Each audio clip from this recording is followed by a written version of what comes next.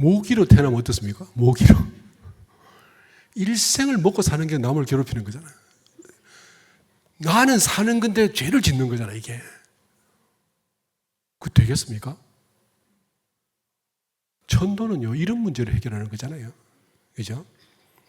좋은 부모, 현명한 부모, 속이 깊고 따뜻한 부모, 은혜로운 부모, 게다가 불법을 만나서 신앙을 가진 부모, 그래서 내가 진리와 인연되게 하는 부모, 그 진리와 인연돼서 결국은 나의 성품을 깨닫고 부처가 되도록 나아가게 만드는 부모를 만난다면 얼마나 좋겠어요.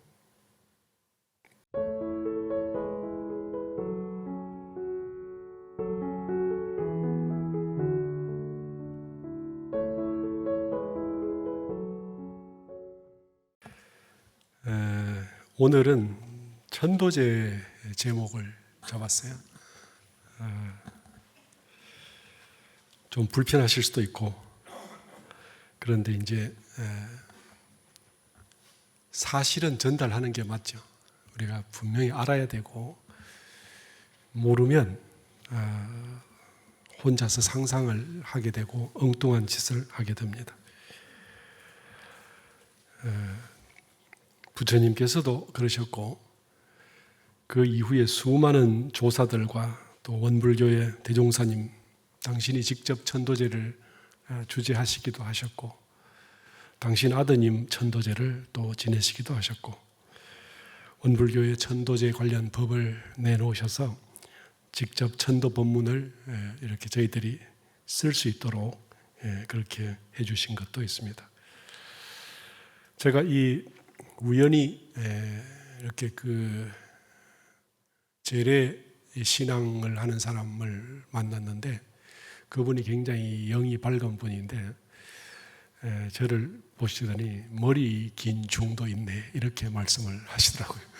그래서 이제 이분이 뭘 좀 아시나 보다 그렇게 했더니 사주팔자가 딱 중인데 이상하게 머리가 길다 이제 그렇게 하셨어요. 근데 이분이 원불교 이야기를 제가 좀 나누다가 천도제 이야기를 했더니, 너네 원불교 법에는 천도제가 최고다 이렇게 말씀을 하시고,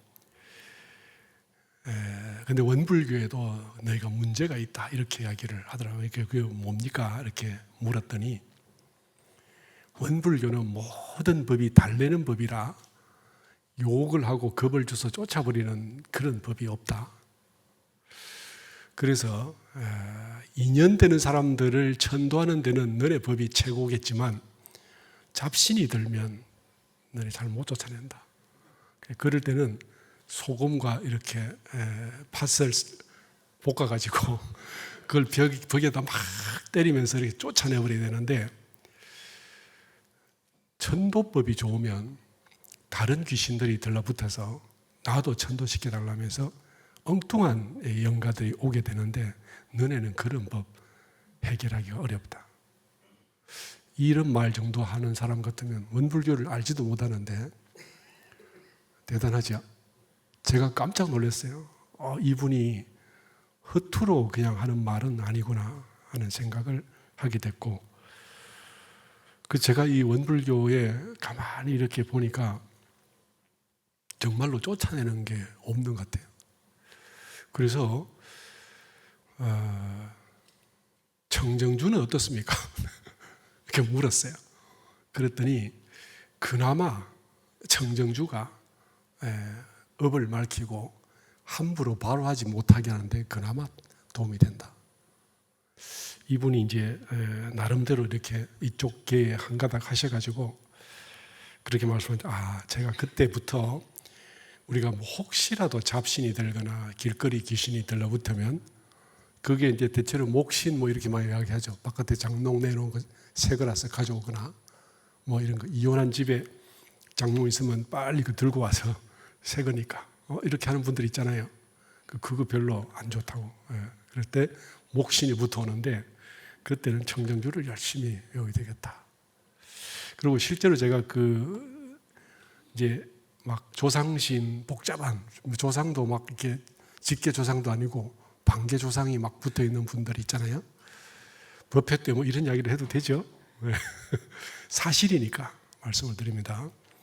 그럴 때 이 청정주를 외우라고 하면 사람들이요, 희한한 게 꿈속에서는 내 마음대로 내가 못할 것 같지 않습니까? 그런데 꿈에 귀신이 나타나고 잡신이 복잡할 때 다들 청정주를 그때 딱 기억을 하고 있었기 때문에 청정주를 외우라 한 말씀을 대고 다 외우는 거예요. 이게 이제 우리가 이 잠잘 때는 내 의식을 내 마음대로 할 수 없다라고 생각하는데 그렇지 않습니다. 제가 출가를 처음 했을 때 1학년 때 4학년 선배님 한 사람이 저는 꿈속에서라도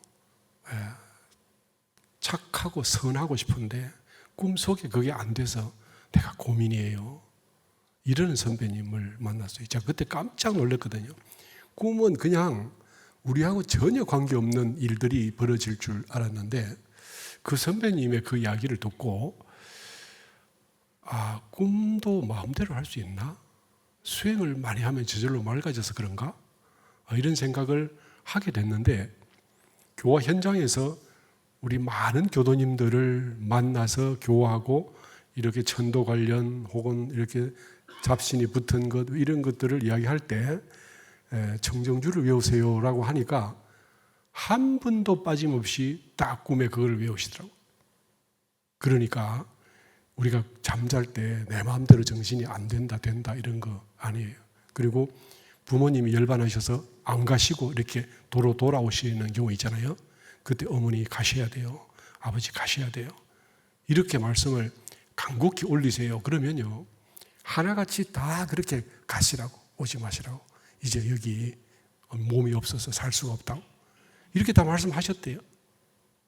아마 지금 이걸 체험하신 분들도 우리 교당의 교도님들 중 많이 계실 거고, 혹 체험을 못하신 분들도 나중에 그러한 상황을 당하면 그때 저절로 그렇게 되는 경험을 하시게 될 겁니다. 그러니까 천도라는 문제가 이런 것과 관련했을 때 뭔가 원불교 천도가 잘 될 것 같다, 이런 생각 드시죠?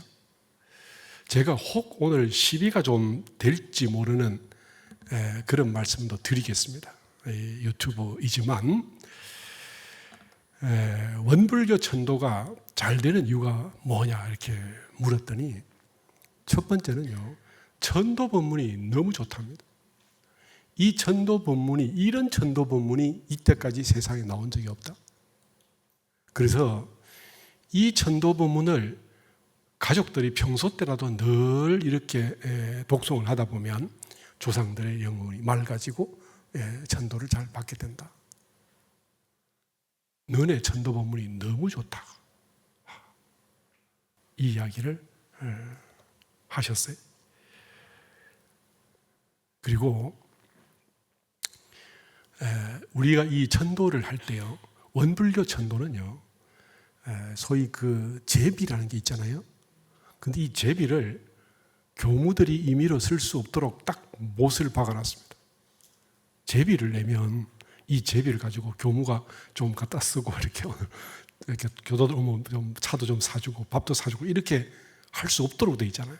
정확하게 제비가 들어오면 교당 회계로 들어와서 이렇게 35%가 총부로 가고 이렇게 몇 프로가 이렇게 해서 이제 그게 전부 다 영가 이름으로 딱 써지게 돼서 한 푼의 낭비도 없습니다. 그래서 이것이 다른, 물론 천도제가 없는 종교도 많이 있지만 다른 종교에서는 예를 들면요, 스님들이 만일에 77제를 지낸다 그러면 한 5명이 왔다. 그러면 한 분당 20만 원씩 드려야 돼요. 그죠? 그러면 그게 한 번 올 때마다 100만 원 아닙니까? 7쟁은 700만 원 들어가요. 음식 같은 거 올리죠. 막 뭘 이렇게 준비하고 챙기고 거기 돈 들어가죠. 이렇게 저렇게 7절 하고 나면요, 영가 천도를 위한 돈이 안 남습니다. 무슨 돈으로 공덕이 만들어질까요? 그게 되는 일이 아니죠. 그런데 원불교는 대종사님께서 이건 딱 못을 박아서 이 돈은 그렇게 써도 분명히 영가의 이름으로, 그러니까 꼭 우리가 마지막에 흥공보고를 흥공보고 굉장히 형식적인 것 같잖아요. 그런데 그걸 꼭 하도록 해서 그 발표를 하면 그 발표대로 실천을 해야 되고, 그러니까 이제 그게 공덕으로 그대로 가게 됩니다. 제가 오늘 이 내용을 처음부터 말씀을 드려보면, 영혼이 있느냐, 이제 그게 확실히 정리가 돼야, 그래야 천도제라는 게 성립이 되겠죠. 그래서 여기 정산종사 원리편 법어 원리편 12장에 보면 학인이 묻기를 영혼이란 무엇입니까? 이렇게 했더니 영혼이란 허령불매한 각자의 정신 바탕이니라, 이렇게 말씀을 하셨어요. 영혼이라는 게 이렇게 있는데 우리가 생각하는 방식의 영혼이 아니다. 각자의 허령불매한 정신의 바탕이다, 이렇게 말씀을 하셔서 영혼이 좌우지간에 있어요. 이거 오늘 설명하면 끝나버리겠죠. 그래서 있다 하나 하고, 두 번째, 영혼이 있는데 그럼 영혼이 죄를 지내든 안 지내든 어떻게 가냐? 여기서 대종사님께서 천도품 11장에 말씀하시기를, 사람의 영식이 이 열반을 당해서 이 육신을 떠날 때는 처음에는 그 착심을 쫓아가게 되고, 그 후에는 그 업을 따라 받게 돼서 한없는 세상에 길이 윤회한다. 자, 영혼이 생겼다가 없어졌다 하지 않는다, 이 말씀이죠. 영원히 윤회를 하게 된다. 자, 이게 대종사님 말씀입니다. 제가 때때로 말씀을 드리는데, 대종사님께서 계셨다는 건 아시죠? 부처님께서 계셨잖아요, 그죠? 근데 부처님 사진이 없으니까 그분이 가상의 인물인지 계셨는지 잘 모르겠어요. 이렇게 할 수도 있잖아요. 그런데 그 부처님의 공덕으로 수많은 법문이 나오고 일관되는 어떤 이치를 따라서 깨달음의 길이 열려 있고, 그리고 지금까지 그 부처님의 공덕과 은혜가 길이 유전되는 것은 분명히 부처님께서 계셨다는 말씀입니다. 대종사님은 사진까지 있으니까 계셨다는 걸 믿으시잖아요, 그죠? 저걸 그려낸 걸까요? 계시긴 계셨어요. 뭐 대각을 하셨는지 아닌지를 모르겠지만 좌우지간에 계셨다.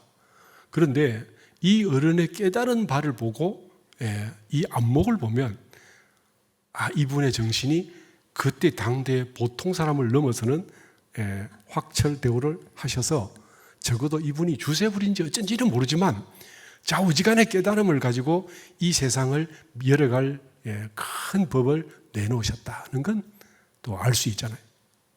자, 그러면요, 부처님이 계셨고 대종사님이 계셨는데 이분들이 나쁜 말씀을 하지 않으셨다는 걸 또 믿잖아요. 그것도 아시겠죠.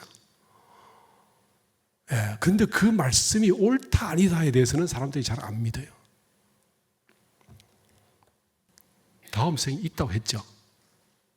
제가 부산에서 21년을 살다가 떠나올 때 저를 굉장히 잘 이렇게 챙겨주시고 이렇게 따뜻하게 해주시던 90세 되신, 지금은 92세 되셨겠네요. 그 어른께서요, 교무님, 제가 궁금한 게 하나 있는데요, 사람이 죽으면 정말 영혼이 있을까요? 일생을 원불교를 다니셨는데 이런 말씀을 하신다. 저한테 물으면 됩니까? 대종사님이 계셨다는 걸 아시잖아요. 대종사님께서 말씀하셨잖아요. 그런데 우리가 그걸 안 믿어요. 못 믿어요. 안 믿는 게 아니라 못 믿죠. 무지무지 믿고 싶은데 믿을 힘이 없어요, 우리가. 그렇죠? 난 안 믿어. 그 어리석어서 그런 거고요. 믿으라고 해도 믿을 힘이 우리에게 잘 없어요. 눈에 보는 대종사님의 사진이 수도 없이 많이 있습니다. 그래서 계셨다는 건 알잖아요. 자, 이 부분도 오늘은 주제가 아닙니다. 좌우지간에. 그래서 대종사님께서 영혼이 있고 길이 멸하지 않고 윤회를 받아서 영원히 한없는 세상에 윤회를 하게 된다. 그런 말씀을 하셨죠. 대종사님을 믿으면 대종사님 말씀도 믿어야 제대로 믿는 거죠. 예. 그래서 일단 오늘은요, 영혼이 우리에게 있어서 멸하지 않는다까지는 믿고 가면 좋겠어요. 자, 그까지 하고, 근데 대종사님께서 어때요? 우리가 복을 아무리 많이 지어도 첫 번째는 어때요? 영혼이 갈 때는 첫 번째는 착심을 쫓아가고, 두 번째는 그 몸을 받고 거기서 자기가 지은 업을 받게 된다. 이렇게 말씀을 하셨죠. 그러니까 이제 여기서 문제가 생깁니다. 우리가 전도를 하는데 어디를 가는가, 어떤 몸을 받는가. 1번, 가서 그 몸을 받았는데 복을 얼마만큼 받을 것인가. 2번, 어떤 게 중요합니까?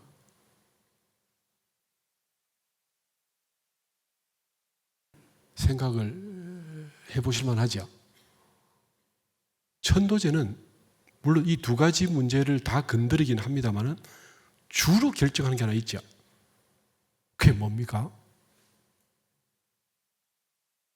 어떤 몸을 받아서, 어디에 몸을 받아서 누구랑 인연이 될 것인가를 해결하는 것이 실질적으로 천도제의 근본적인 문제입니다. 그렇죠? 천도제 때 제비 좀 낸 걸로 복이 뒤집어지겠습니까? 그럴 바야 일생을 놀다가 끄트머리 천도제 제대로 지내면 되지. 다음 생 뭐 걱정하겠어요. 내 마음대로 놀다가 마지막 열반할 때 내가 돈을, 자녀들이 돈을 안 주면 내가 돈을 좀 꼬불쳐 놨다가 이걸로 교무님께 드리고 이걸로 제 천도제 지내주세요. 끝나는 거지, 그렇게 하면. 복은 그렇게 되는 게 아니죠. 그렇잖아요. 그래서 천도제 목적이 뭡니까? 어디에 누구를 부모로 어떤 인연을 찾아서 태어날 것인가. 이것이 결정되는 것입니다. 천도제는요, 크게는 6도를 결정합니다. 지옥, 악이, 수라, 축생, 인간, 천상. 이 6도를 결정하게 되고요. 두 번째는 인간으로 태어났는데 한번 보세요. 인간이 층층만층, 구만층 얼마나 많습니까? 어떤 인연에 어떤 부모를 만나느냐에 따라서 운명이 완전히 달라지죠.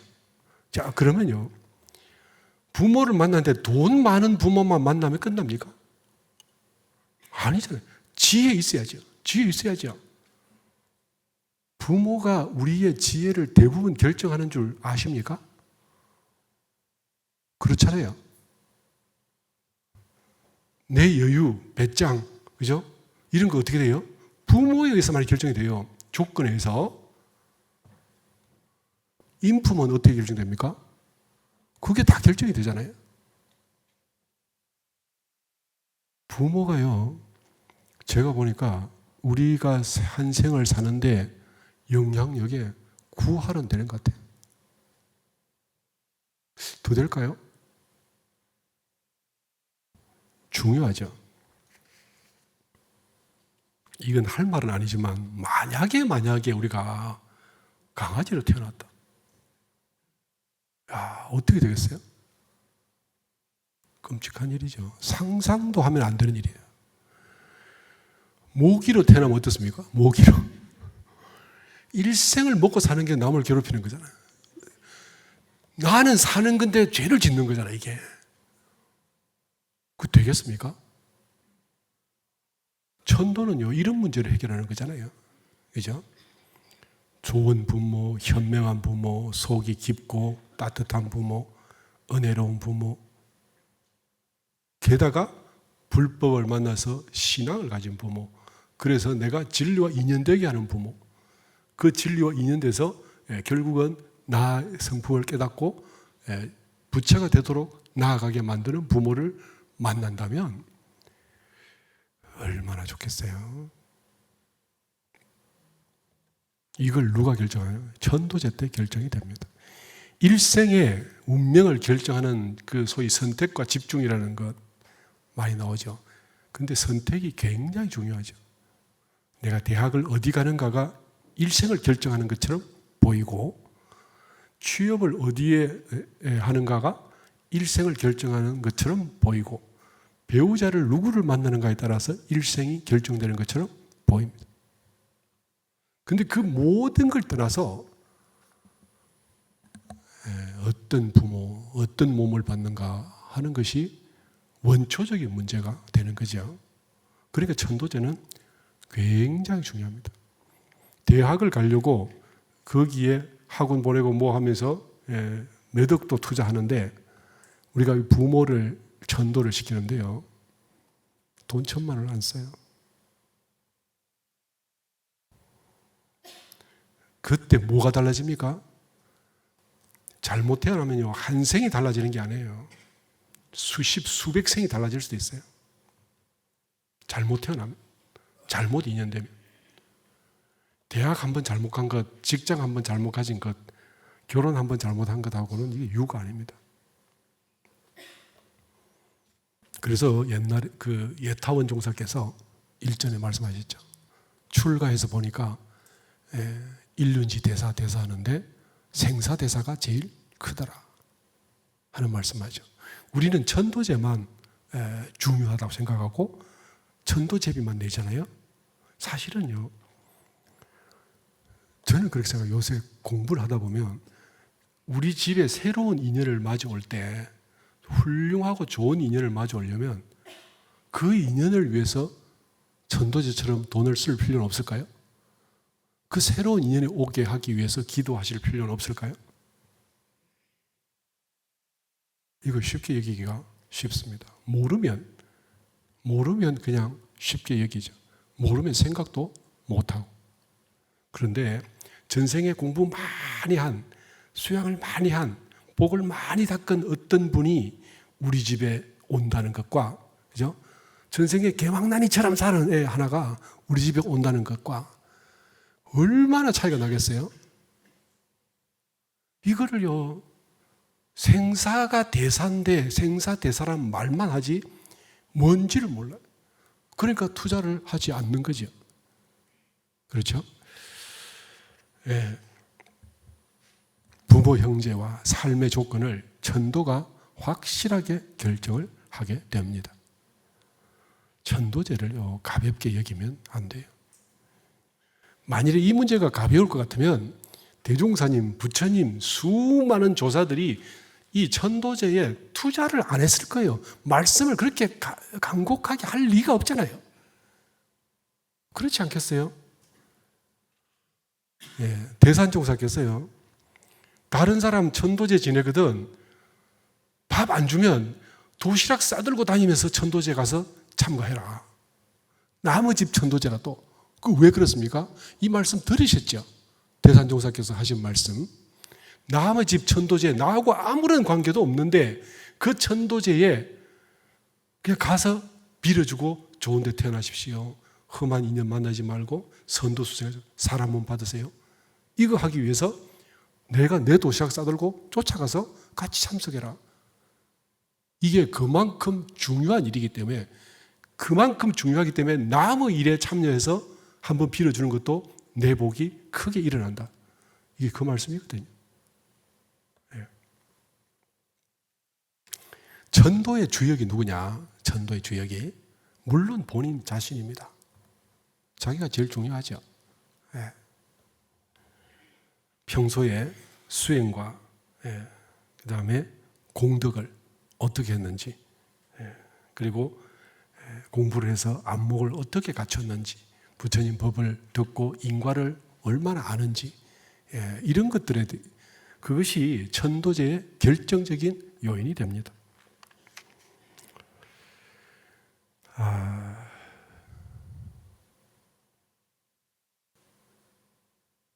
제가 생각할 때 우리 원불교에서요, 법강 항마위를 이렇게 기준을 삼잖아요. 그 위가 성위고 그 밑에는 급이죠. 그죠? 급과 위가 달라지잖아요. 그런데 저희들이 생각할 때 어떤 때는 교단에 가면 소위 법과 항마리를 남발한다. 사람들이 남발한다. 이런 말이 많습니다.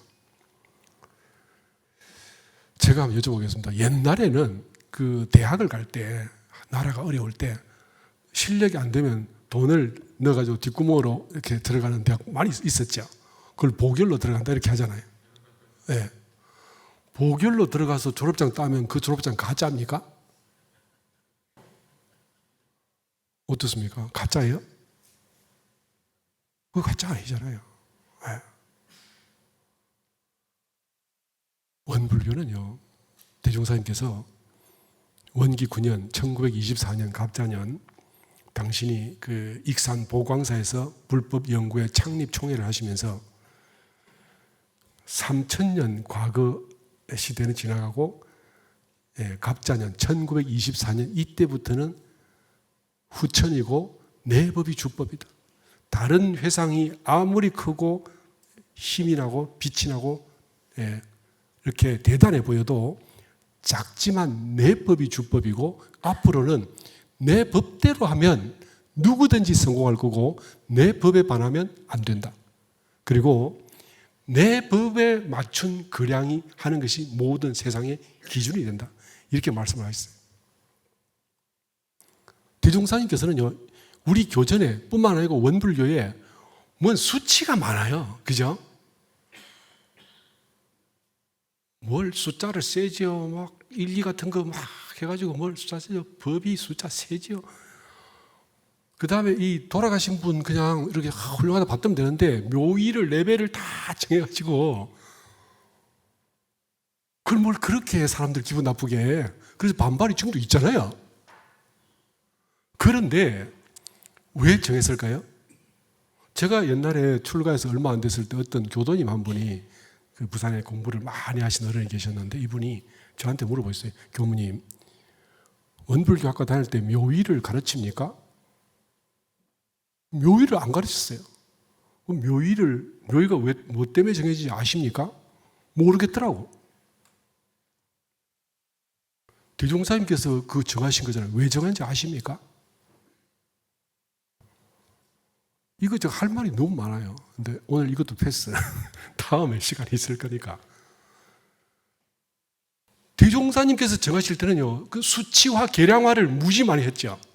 거기에 대한 반발이 굉장히 많은데도 불구하고 이걸 정해서 이대로 해서 여기 이 레벨에 도달해라. 네. 반드시 이유가 있습니다. 제가 왜 이해하냐. 항마위가 되면 제가 볼 때는요, 그게 보결로 들어왔던 말았던 간에 천도제 안 지내야 됩니다. 천도제, 그래서 천도 부분 안 하게 되죠. 그죠? 원래 정상적으로 하면. 근데 좀 불안해서 해드리는 거지. 안 해도 문제 없어요. 그리고 법강 항마위가 되면 천도제비 없어도 됩니다. 제가 생각할 때 그래요. 근데 거꾸로 돼 있어요. 항마하신 분들은요, 사실은 제가 볼 때 돈 낼 필요 없거든요. 그게 뭐 보결을 했든 어쨌든 상관없어요. 원불교는 정법이고 후천시대 주법이라 했잖아요. 그죠? 이게 내 법이 앞으로 모든 것의 기준이 된다 하셨잖아요. 근데 우리가 속에 살면서 안 믿어. 이게 문제가 있는 거지. 원불교가 주법이라는 것이 얼마나 어마어마한 이게 선언인지를 사람들이 잘 모르는 거예요. 네. 근데요, 천도제를 지내보면 참 안타깝게도 항마 이상 되신 분들은 막 1000만 원, 2000만 원 막 제비를 막 내십니다. 근데 가난한 교당은 그렇게 내주면 참 감사하죠. 그죠? 근데 안 내도 사실 돼요. 근데 공부 안 하고 불법 들어본 적 없고 인과 모르고 또 나쁜 짓 하고 다른 사람 이간질하고 악담하고 뭐 이렇게 했던 사람들은 천도제비를 가지고 딜을 합니다. 딜을 소위. 그러면 제가 이거 교무가 된 입장에서요, 난감해지거든요.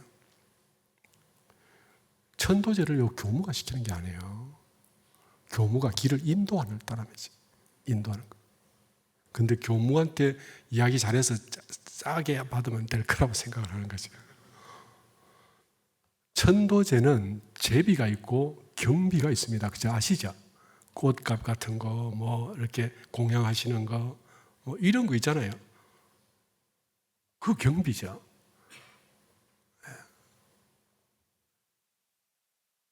근데 제비는 공덕으로 가는 거기 때문에 이거는 경비가 아니거든요. 본인의 복으로, 적어도 제가 알기는 아마 지금 우리가 원불교에서 제비 들어온 걸 건드리는 교무님은 아마 없을 겁니다. 제 생각에. 네. 왜냐하면 그건 그분의 내생길에 결정적인 문제가 되기 때문에 이 부분은 건드려서도 안 되고 함부로 해서도 안 되고 사사로운 생각으로 해서도 안 되는 거예요. 누가 감히 그 사람의 일생이 결정될 그 중요한 그 핵심 문제를 마음대로 해볼 수 있겠어요? 그거 안 되는 일이잖아요. 그래서 이 본인이 복을 다 못 지면 후손들이 사실은 좀 메꾸는 게 필요하죠. 근데 우리가 자녀들 키울 때는 아까 말씀드린 것처럼 몇 억씩 내면서 집 사줄 때는 뭐 10억, 20억 막 쓰잖아요. 근데 그 어머니를 위해서는 단돈 몇백이 안 되는 거야. 이 부모와 자식이 이렇게 차이가 날까? 잘 모르겠습니다.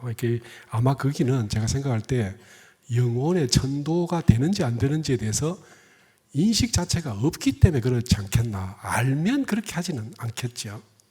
예, 근데 이건 절대로 딜을 할 수 있는 문제가 아닙니다. 예. 그 다음에 천도법사의 법력이 있죠.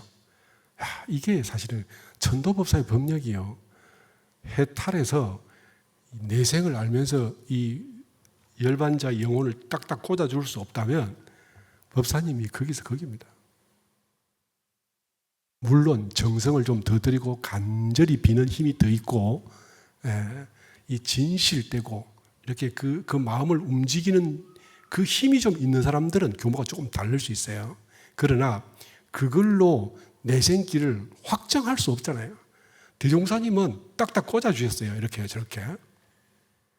저도 그게 너무나 부러운데 제가 부러워하면 안 되는 건가요? 네. 그래서 교무님들이 사실은 이 천도 문제에서 무겁게 알고 진지하게 하고 이렇게 가야 되는데 지금 이것도 딜을 해요. 참 안타깝게 요새 죄를 지내면요.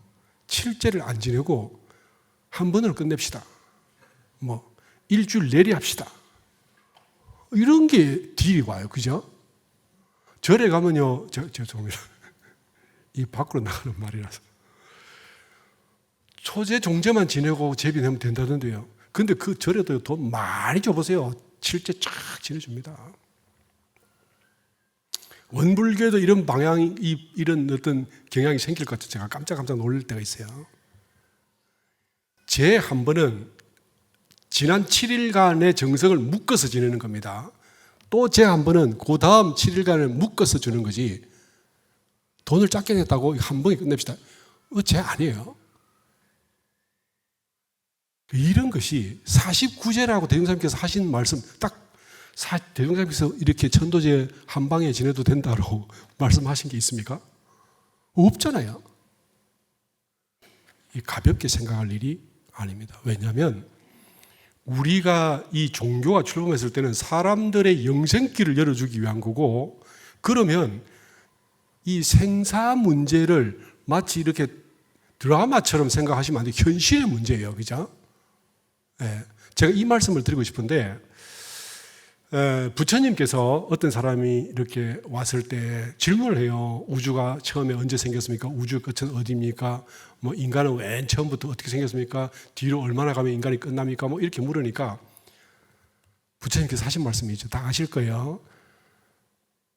만약 누가 화살을 맞아서 왔는데 이 화살에 어디서 날아왔는지, 재질이 무엇으로 만들었는지, 색깔은 무엇인지, 누가 얼마만큼 세게 쐈는지, 그 다음에 독이 무슨 독이 묻었는지를 그어서 분석하면 어떻게 되냐? 그러니까 답이 뭐예요? 바로 뽑아야지, 바로. 그죠? 바로 뽑아야죠. 이게 무슨 말씀이냐면, 그 물을 온 사람이 그랬어요. 그런 것 물으려 하지 말고 너를 먼저 알아라. 불교는 이론이 아니에요. 철저히 현실의 문제를 다루는 겁니다. 천도제도요, 이게 현실의 문제를 다루는 거지, 이게 소위 그 인문학적인 어떤 문제가 아니라고. 이게 인문학인 줄 알고 그 미사여구를 넣고 우아한 글을 써가지고, 그죠? 마치 아름답게 감정을 풍부하게 사람들을 감동시키고, 천도제가 그런 줄 알아요. 그렇지 않습니다. 어떤 사람은요, 무슨 동화, 티네이지 소설 같은 생각을 가지고 여기에 접근하는 사람들이 있어요. 생사 문제는 현실이잖아요. 그죠? 네. 내 천도를 내가 반드시 해야 되지, 안 해도 되고, 혹은 어떻게 해요?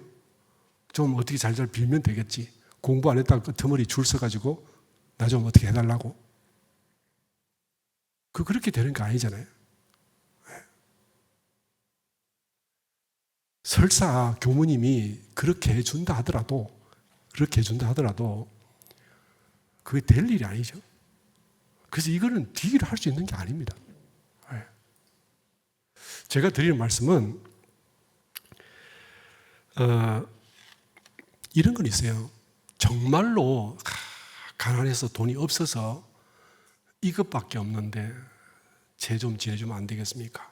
이런 분이 있어요. 제가 처음에 그건 안 된다고 잘랐어요. 안 될 것을 된다고 거짓말하면 사기꾼이잖아요. 그런데 제가 어떤 교무님을 만나서 그 되는 길이 있다고 그러더라고요.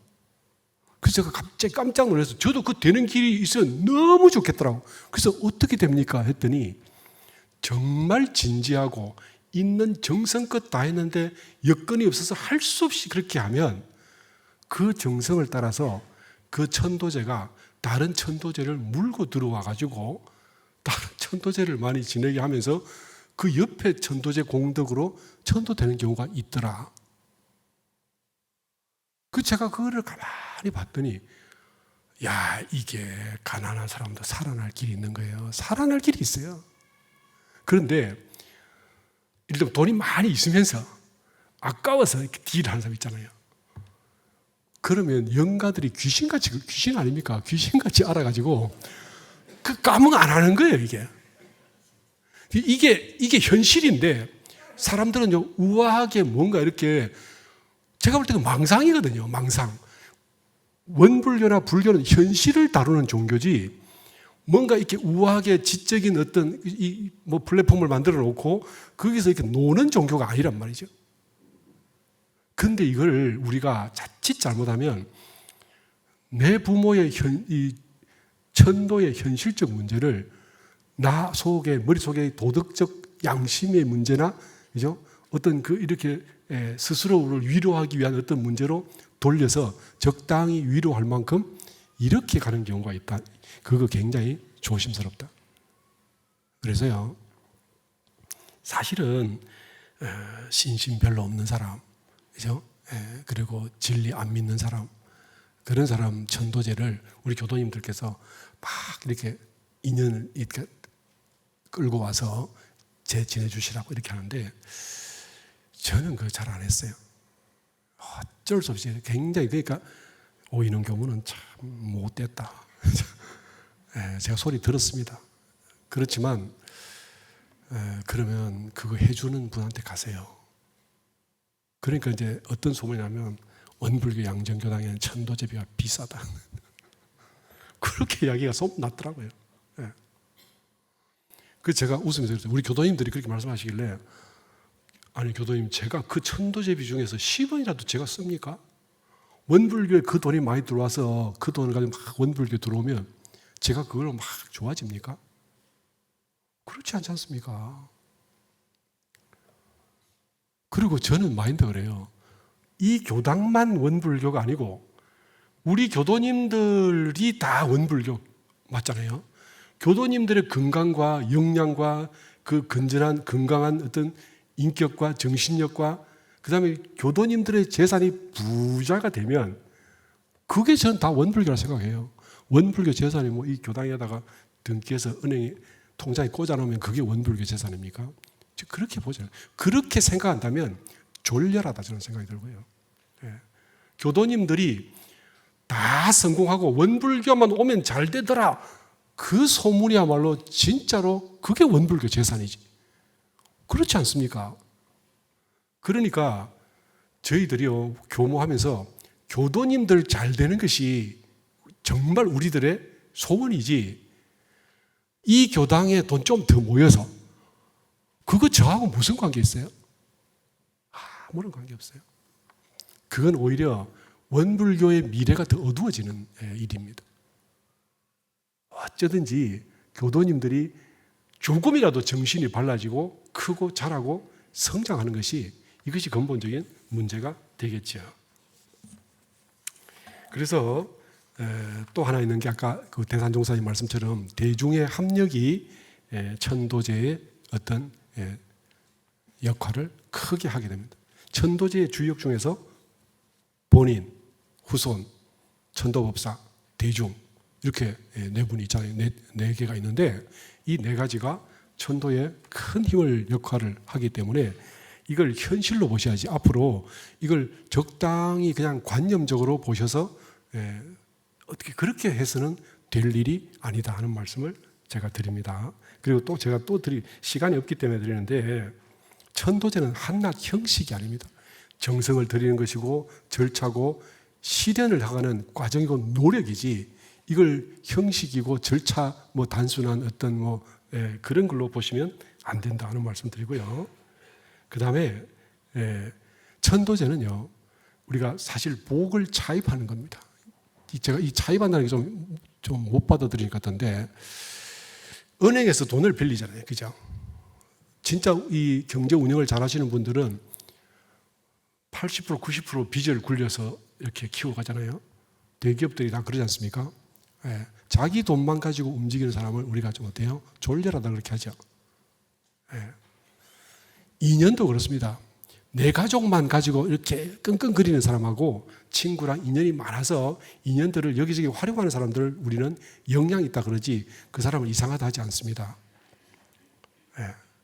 마찬가지로 복도 빌어옵니다. 복도 신용으로 빌려올 수 있어요. 기도해가지고 간절히 해서 먼저 받고 그걸로 또다시 복을 짓고 또다시 그 커지면 또 그걸로 빌어오고 이렇게 해서 키워가는 거예요. 대신에 이렇게 빌려올 때는 신용이 확실해야 되겠죠. 진리는 등삼 그랬어요. 진리에 서원한 바에 위배되고 보면 뭐가 있겠죠. 무서운 게. 그래서 그거 조심하셔야 되고요. 이게 왜 복을 빌려야 되냐면 제일 복도 없는 사람이 세상에 꽉 찼습니다. 복을 아무나 짓나요? 정신이 발라야 되고 신심이 있어야 되고 공심이 있어야 되고 세상에 대해서 자비심이 있어야 복을 짓지, 아무나 짓는 게 아니죠. 힘이 있어야 돼요. 그래서 이런 것들을 어른들의 말씀을 통해서 빌려서 복을 짓고 받고 하는 거죠. 천도도 똑같습니다. 천도제 때 천도할 때 인연도 빌려서 거기서 태어나서 세문 받을 수도 있습니다. 좋은 인연 따라 갈 수도 있고, 그리고 내가 갈 때 힘이 부족하면 교당에 와서 교도님들의 빌어주는 그 힘을 의지해서 갈 수도 있고, 이게 다 빌리는 거죠. 빌려서 잘 쓰시고 잘 활용해서 나중에 다 갚으면 되는 것입니다. 그리고 이치를 벗어나면 안 된다. 천도제는 철저하게 현실이기 때문에 원리 따라가는 것이지 내가 꿈꾸는 대로 가는 것이 아니에요. 망상을 따라가지 않습니다. 분명히 현실과 업력과 업장을 따라가는 거고, 그렇기 때문에 이치를 자꾸 공부해서 그 이치를 따라 가셔야 되고요. 그리고 결정적으로 천도제는요, 본인과 진리와 업의 문제예요. 내가 진리 안에서 업을 어떻게 다루어서, 이 업이라는 것은 바깥으로 업이 있고 내 내면에 업이 있습니다. 집착과 욕망이나 이렇게 불안함, 속 좁음, 뭐 답답함, 분노, 뭐 이런 것들이 다 내면의 업이죠. 바깥으로 쌓았던 공덕과 인연관계 이런 것이 밖에 업이 됩니다. 이런 것들이 다 맞아서 딱 그 정점이 되는 그곳에 내가 다음 생에 몸을 딱 놔두게 되는 것입니다. 예.